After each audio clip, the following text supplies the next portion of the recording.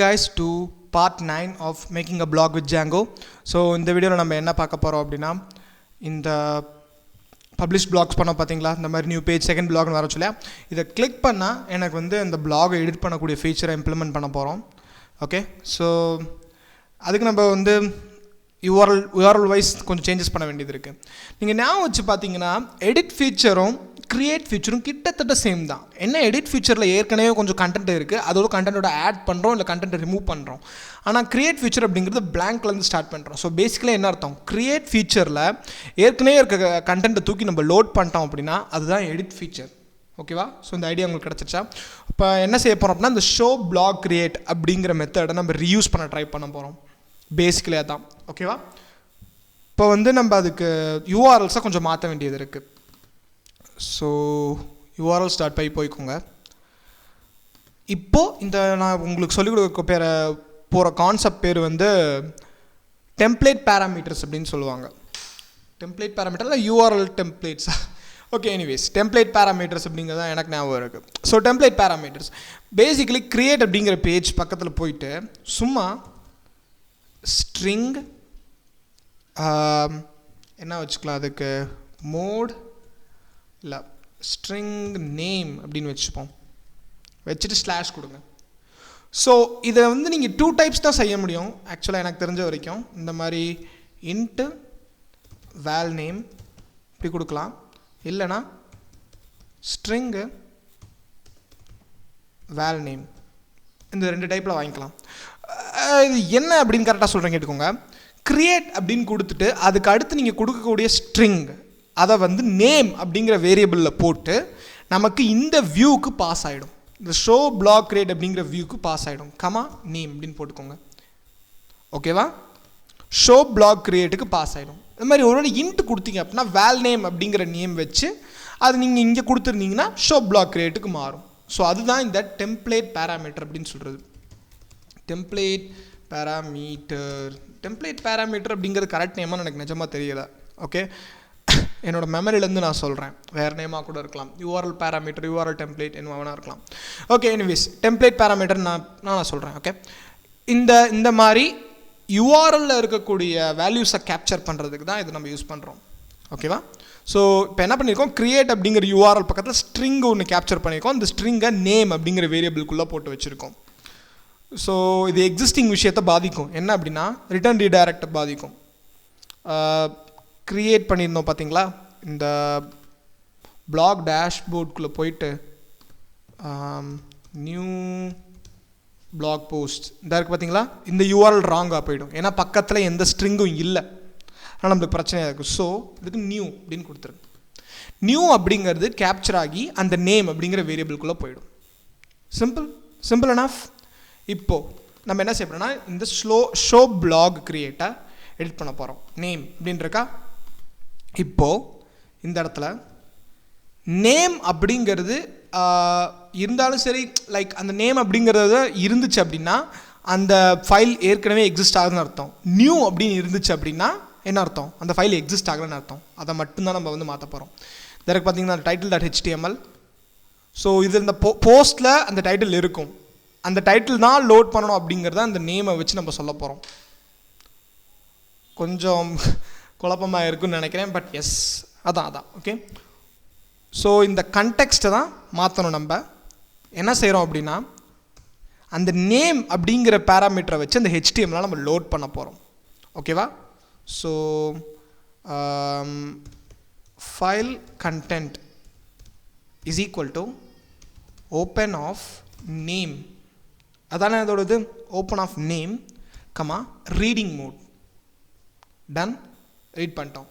இப்போ just loaded இல்லாட்டி file கொடுத்துட்டு அந்த ஃபைல் கண்டென்ட் முடிஞ்சா என்ன பண்ணியிருக்கோம், இந்த நேம் அப்படிங்கிறது இதோட நான் வச்சுக்கோங்க. If name else file content இது எப்படி போட்டுருங்க, file content equal to blank. ஓகேவா? ஸோ நான் வச்சுக்கோங்க ஃபைல் அப்படின்னு வேறு. இப்போ வந்து என்ன பண்ணியிருக்கோம், நேம் அப்படிங்கிறது இருந்தால் name not equal to new. Name அப்படிங்கிறது நியூ அப்படின்னு இல்லாமல் இருந்துச்சு அப்படின்னா ஃபைல் கண்டென்ட் இந்த மாதிரி ஓப்பன் பண்ணிக்கோங்க அப்படின்னு சொல்லுது. ஓப்பன் பண்ணி அந்த கண்டெக்ஸ்ட்டை மாற்றுறோம். ஃபைல் அப்படிங்கிற வேரியபிள் கிரியேட் பண்ணி நம்ம அந்த கண்டெக்ஸ்ட்டை மாற்றுறோம். சிம்பிளாக என்ன கண்டெக்ஸ்ட் மாற்றுறோம்? இந்த நியூ பேஜோட கண்டென்ட், இந்த கண்டென்ட்டை ஃபுல்லாக ரீட் பண்ணி அதை ஒரு வேரியபிளாக்கி கொடுத்துட்றோம். அதுக்கு புரிஞ்சிருச்சா? இந்த ஃபைல் அப்படிங்கிற வேரியபிள் அது இருக்குது. இதோ இப்போ நம்ம க்ரியேட்டில் யூஸ் பண்ணணும். இந்த இடத்துக்கு வாங்க. வந்துட்டு டெக்ஸ்ட் ஏரியா இருக்குது பார்த்தீங்களா, கொடுத்துருக்கோம். இதில் போயிட்டு ஃபைல் ஃபினிஷாக உங்களுக்கு புரிஞ்சிடுச்சு ஐடியா என்னென்னு? ஸோ இது இப்போ ரன் பண்ணி பார்க்கலாம். Stop and rerun. Oh wait, இதுக்கு முன்னாடி முக்கியமான ஒரு சேஞ்சஸ் பண்ணணும் இல்லையா? இங்கே வாங்க. வந்துட்டு சாரி, வியூஸில் கரெக்டாக இருக்கா? If name equal to none இருக்குது, நேம் நியூவாக இருந்தால் என்ன நடக்கும்னு இருக்கு. ஓகே, இப்போ நம்ம ஒன்றே ஒன்று சேஞ்ச் பண்ண வேண்டியதுக்கு டேஷ்போர்டில் போயிட்டு இங்கே வந்துக்கோங்க. இதை லிங்காக மாற்றணும் இல்லை? அப்போ தானே க்ரியேட் பண்ண முடியும். So href is equal to /blog/create அப்படி தானே? ஸ்லாஷ் இங்கே தான் மேட்ரு. இந்த இடத்துல என்ன வரணும்? blog title blog title title இப்படி கொடுத்துட்டோமா? ஓவர், அவ்வளோதான். இது ஒரு ஸ்லாஷ் ஆட் பண்ணலாமா? ஓகே, ஸோ சேம் கோஸ் கீழே இருக்கிறதுக்கும் ஸ்லாஷ் என்னாச்சு? Slash okay, that's done. இந்த இடத்துல ஒரு இது மூடணும். Okay, slash that's done. இப்போ நமக்கு வந்து மீதி அது எல்லாமே நமக்கு லிங்காக வந்துடும். எது லிங்காக வந்துடும்? அந்த பிளாக் டைட்டில் எல்லாமே நம்மளுக்கு லிங்காக வந்துடும். அது டேரெக்டாக இங்கே ரீடைரக்ட் ஆயிரும். ஓகே, வேறு ஏதாவது? Okay, now it might just work. So on save அப்படிங்கிறது டைட்டில் அங்கேயே இருக்கும். லோட் பண்ணிக்கலாம். டைட்டில் நன்னா இருக்குமோ? கரெக்டு. டைட்டில் இஸ் ஈக்குவல் டுன்னு வேறு கொடுக்கணும். அந்த டைட்டில் இதுக்கு நம்ம ஒரு ரன் பண்ணி பார்த்து செக் பண்ணுவோம்.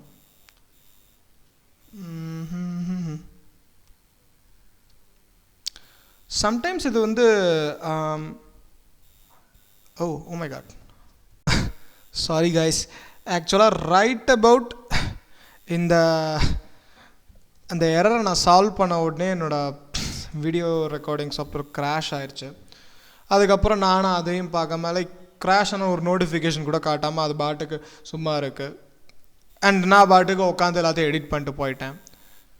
ஸோ திருப்பி எல்லாத்தையும் ரீடூ பண்ணான்னு யோசித்தேன். பட் அகெயின் உங்களுக்கு எக்ஸ்பிளைன் பண்ணால் புரிகிற அளவுக்கு தான் இருக்கும்னு நினைக்கிறேன். புரியலனா feel free to comment. Okay, நான் கண்டிப்பாக வந்து திருப்பி இன்னும் வைடாக எக்ஸ்பிளைன் பண்ணுறேன். ஓகே, ஸோ கடைசி நம்ம என்ன எரர் வந்துச்சு நம்மளுக்கு? நம்ம இதெல்லாம் முடிச்சக்கப்புறம் எரர் வந்துச்சு இல்லையா? அந்த எரர் எதனால் வந்துச்சுன்னா இதனால் வந்துச்சு. யூஆர்எல்ஸ் நான் ஸ்ட்ரிங்குன்னு போட்டேன், அது str அப்படின்னு இருக்கணும். ஓகே, பேசிக்கலி அதுதான் பிரச்சனை, வேறு எதுவுமே கிடையாது. இந்த நேமிக்கல் டு கிரியேட் என்ன போடுங்க தேவையில்லை, அது பேசிக்கலி அது தேவையே கிடையாது. ஸோ எஸ், அதுக்கப்புறம் என்ன சேஞ்ச் பண்ணியிருக்க அப்படின்னா இதை கவனிங்க. File content is equal to open of இது மட்டும் கொடுத்துருந்தேன். இப்போ என்ன பண்ணியிருக்கேன்னு பாருங்கள், டாட் ரீட் லைன்ஸ் அப்படின்னு ஒன்று கொடுத்துருக்கேன். அது போக அதை வந்து ஜாயின்னு வேறு கொடுத்துருக்கேன். என்ன பண்ணும் அப்படின்னா, இப்போது ஒரு ஃபைல் கண்டென்ட்டை டாட் ரீட் லைன்ஸ் போட்டால் என்ன ஆகும்? இப்படி ஒரு அரே வந்து ஒரு லைனும் ஒரு அரேயில் வரும், ஒரு இதாக ஒரு ஸ்ட்ரிங்காக வரும். ஸோ இது லைன் 1 லைன் 2 இந்த மாதிரி போய்கிட்டே இருக்கும். ஓகேவா? ஸோ நம்ம வந்து இந்த இது கொடுக்குறோம் இல்லையா, இந்த டாட் ஜாயின் அப்படின்னு கொடுக்குறோம் பார்த்தீங்களா, எம்டி டாட் ஜாயின் அப்படின்னு கொடுத்துட்டு உள்ளே என்ன அரே கொடுக்குறோம் அப்படிமோ அந்த அரே வந்து இந்த செப்பரேட்டர் வச்சு ஜாயின் ஆகும். ஸோ இது வந்து எம்டி செப்பரேட்டர். ஸோ என்ன ஆகுனா இதோட அவுட்புட் என்ன வரும் அப்படின்னா லைன் 1 லைன் 2 லைன் 3 இந்த மாதிரி போய்கிட்டே இருக்கும். இதை தான் நான் வந்து இந்த இடத்துல பண்ணியிருக்கேன். ஆனால் நல்லா ஞாபகம் வச்சுக்கோங்க, லைன் அப்படிங்கிறது எதில் முடியும்? எப்போவுமே ஒரு ஸ்லாஷனில் முடியும். ஸோ லைன் 1 ஸ்லாஷன், லைன் 2 ஸ்லாஷன், இப்படி தான் போகும். ஸோ அவுட்புட்டில் வரும்போது கரெக்டான லைன் வைஸ் வந்துடும். புரியுதா? ஸோ அதுக்கு தான் இந்த ஃபைல் கண்டென்ட் அப்படிங்கிறது அப்படி சேஞ்ச் பண்ணியிருக்கேன். அப்படி கண்டென்ட் நீங்கள் சேஞ்ச் பண்ணாமல் பிரிண்ட் பண்ண ட்ரை பண்ணிங்கன்னு வச்சுக்கோங்களேன், உங்களுக்கு ஐஓ ரேப்பர் ஆப்ஜெக்ட் அப்படின்னு சொல்லிட்டு ஒரே ஒரு டெக்ஸ்ட் வரும். அது வேஸ்ட், அது தேவையில்லை. So yes, HTTP response content of template render file file content, அதோட என்ன கவனிங்க, .html அப்படிங்கிறத ஆட் பண்ணியிருக்கேன். வெறும் நேம்னு கொடுத்தா எரர் வரும், நான் வச்சுக்கோங்க. அண்ட் தென் ஃபைல் அப்படிங்கிறது ஃபைல் கண்டென்ட் கொடுத்துட்டேன், இல்லை கண்டென்ட்டை கொடுத்தாச்சு. அப்புறம் டைட்டில் அப்படிங்கிறது நேம் தானே, ஸோ நேமே கொடுத்தாச்சு, முடிஞ்சு. அடுத்து இங்கே blog கிரியேட்டில் என்னென்ன சேஞ்சஸ் பண்ணியிருக்கேன்னு பாருங்கள். blog கிரியேட்டில் input type equal to text, name is equal title, அப்புறம் வேல்யூ இஸ் ஈக்குவல் டு இந்த மாதிரி கொடுத்துட்டேன், டைட்டில் அப்படின்னு கொடுத்துட்டேன். ஏன்னா அந்த டைட்டில் ஆப்ஜெக்ட் நாங்கள் பாஸ் ஆயிடும். அடுத்து text area ID is equal to text editor அப்படிங்கிறத கொடுத்துக்கோம். இந்த இடத்துல பார்த்தீங்கன்னா ஃபைல் அப்படிங்கிற கான்டெக்ட்ஸை இங்கே கொடுத்துட்டேன். முடிஞ்சா இவ்வளோ தான் எடிட்ஸ். இது பண்ணக்கப்புறமேட்டு எல்லாம் கரெக்டாக வந்துருச்சு. ஸோ திருப்பி ரன் பண்ணி காட்டுறேன். I'm really so sorry. எனக்கு வந்து இதை ஆக்சுவலாக உங்களுக்கு செஞ்சு காமிச்சிருந்தா கரெக்டாக வந்து பார்த்தீங்களா, ஏற்கனவே ரன் பண்ணி பார்த்தது இதெல்லாம். ஸோ யா பட்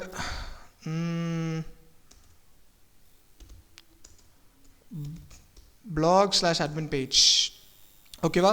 ஸோ இப்போ மை நியூ பேஜ்னு கொடுக்குறேன். பார்த்தீங்களா, நம்ம ஏற்கனவே க்ரியேட் பண்ண பிளாகோட கண்டென்ட் இருக்குது. அந்த இதில் டைட்டில் ஆட்டோமேட்டிக்காக ஃபில் ஆகிருக்கு. அதே மாதிரி செகண்ட் பிளாக், இது நான் ஏற்கனவே கொடுத்த கண்டென்ட் இல்லையா. ஸோ இப்போ நம்ம நியூ பிளாக் க்ரியேட் பண்ணோம்னா என்ன ஆகும், நியூ அப்படின்னு டைட்டில் கொடுத்தோம். இதுக்கு நம்ம தேர்ட் பிளாக் திஸ், இதுக்கு ஹெட்டிங் கொடுக்கலாமே, this is new text submit. Third பிளாகும் வந்துச்சு. இப்போ தேர்ட் பிளாக் கிளிக் பண்ணி பார்த்தா உள்ள எல்லாம் சேவ் ஆகி இருக்குது. ஸோ எடிட்டிங் ஃபீச்சரும் நம்ம அப்ளை பண்ணிட்டோம். பேசிக்கலி அட்மின் சைடு ஓவர் ஆயிடுச்சு. இதில் ஓகேயா, இதை நீங்கள் ப்ரொஃபைல், இதை நீங்கள் எனக்கு தெரிஞ்சு நீங்களாக இம்ப்ளிமெண்ட் பண்ணிடலாம்னு நினைக்கிறேன். மேபி பாஸ்வேர்டுக்கு ஒரு வியூ மட்டும் நான் செஞ்சு க்ரியேட் பண்ணி காட்டணும். ஏன் அப்படின்னா, ஏன் நான் நீங்களாக க்ரியேட் பண்ணிடுவீங்க அப்படின்னு சொல்கிறேன் அப்படின்னா, இந்த இடத்துல பாருங்கள், நியூ பிளாக் போஸ்ட். இதில் எப்படி இந்த டைட்டில் வாங்கி நம்ம டைட்டில் சேவ் பண்ணுறோன்னு உங்களுக்கு தெரியுது இல்லையா. அப்போது பேசிக்கலி அதை நீங்கள் வந்து இந்த பாக்ஸ்க்கு அப்புறம் இந்த பாக்ஸ்க்கு அந்த ப்ரொசீஜர் ரிப்பீட் பண்ணி அந்த சப்மிட் பட்டனுக்கு பதிலாக சேவ் பட்டனுக்கு ஃபங்க்ஷனாலிட்டியை கொடுத்தீங்க அப்படின்னா ஃபினிஷ் ஆயிடுச்சு, அவ்வளோதான்.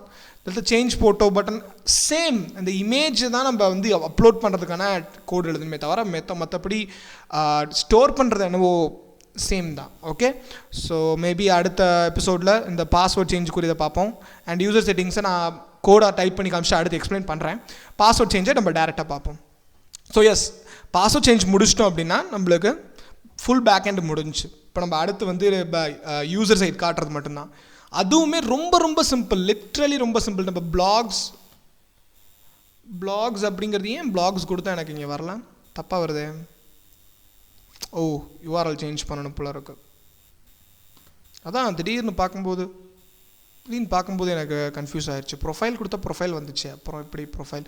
ஓகே ரைட், நான் அதை லிங்க் பண்ணல. எனிவேஸ், ஸோ எஸ், இப்போது நம்ம வந்து இந்த பிளாகை ஃபினிஷ் பண்ணுற ஃப்ரண்ட்டை இந்த மாதிரி வியூ பண்ணுறோம் இல்லையா, இதை தான் நம்ம அங்கே வந்து கிளையண்ட்டுக்கு காட்ட போகிறோம். ஐ மீன் ஆக்சுவல் நம்ம ஆடியன்ஸ் காட்ட போகிறோம்.